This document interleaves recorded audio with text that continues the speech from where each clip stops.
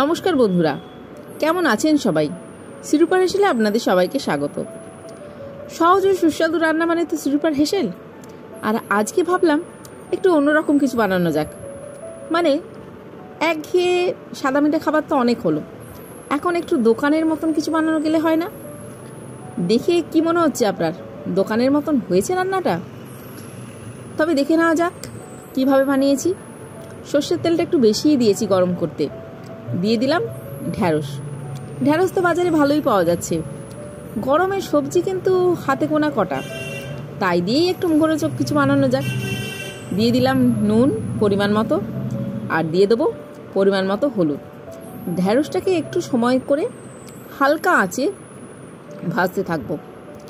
আর দিয়ে দিচ্ছি এখন কাশ্মীরি রেড চিলি পাউডার।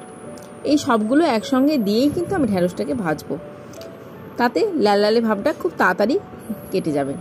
আর তেলটা একটু বেশি দেওয়ার জন্য ঢ্যাঁড়সের লালের ভাবটা কাটতে তো বাধ্যই। যাই হোক, ভালো করে নাড়িয়ে চাড়িয়ে মশলাটাকে নিলাম। আর বেশি ঘাঁটাঘাঁটি করার দরকার নেই, এখন চাপা দিয়ে দেবো। এখন মেন যে মশলাটা সেটা বানিয়ে নেওয়া যাক। নিয়েছি তিল। যদি আপনার বাড়িতে না থাকে তাহলে অল্প একটু তিল কিনে নেবেন, সাদা তিল। আর দিয়ে দিচ্ছি রোস্টেড কাজু বাদাম।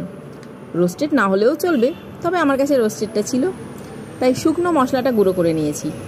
এখন সামান্য একটু জল দেবো। জল দিয়ে আবারও মশলাটাকে মিক্সিতে একবার চালিয়ে নেব, তাতে পেস্টটা খুব সুন্দরভাবে তৈরি হয়ে যাবে। পোস্ত বাটার সময় আমরা যেরকম করি সেরকমটাই। ঢাকনা খুলে দেখলাম যে হ্যাঁ, ঢ্যাঁড়সটা সেদ্ধ হয়ে গেছে। খুন্তি দিয়ে চেক করে নিয়েছি। এখন রেডি যে পেস্টটা সেটা দিয়ে দেবো। আর অবশ্যই বাটি ধোয়া জলটা দিয়ে দেবেন, মানে মশলার বাটি ধোয়া জলটা সেটা দিয়ে দেবেন। এত কিছু রয়েছে, সেটা ফেলার কোনো প্রয়োজন নেই।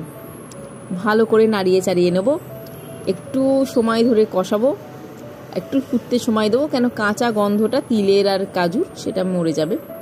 ঢাকা দিয়ে রাখছি কিছুক্ষণের জন্য, এই 2 থেকে 3 মিনিট। তাতেই দেখবেন রঙটা কত সুন্দর এসছে। যে কেউ দেখলে ভাববে পেঁয়াজ রসুন দেওয়া আছে কিংবা দই দেওয়া আছে, কিন্তু কি দেওয়া আছে বলার দরকার নেই। সব কথা বললে নিজের রান্নার গুণ নষ্ট হয়। আজকের রান্না কেমন লাগলো কমেন্ট করে জানাবেন। ভালো খান, আনন্দে বাঁচুন।